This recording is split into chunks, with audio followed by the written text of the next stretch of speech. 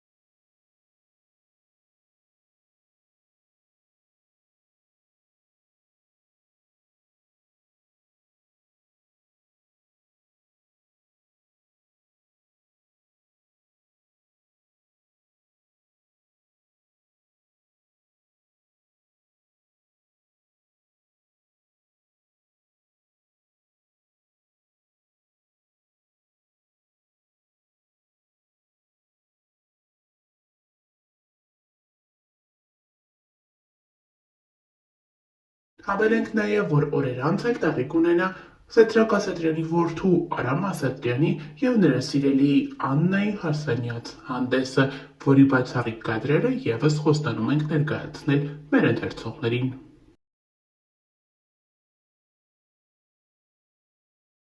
Անցել է 2 տարի Սյուզի Ասատրյանի և նրա սիրելիի Մարտունի հարսանիքից։ Այսօրվա հրապարակումները մինչ օրս ակտուալ են համարվում։ Սյուզի Ասատրյանը գեղեցկուհի հարսնացու էր, նա իր հարսանիքին կրել էր 2 զգեստ։ Ներկայացնում ենք Սյուզիի և Մարտունի հարսանիքից մի քանի կադրեր առանց մեկնաբանության։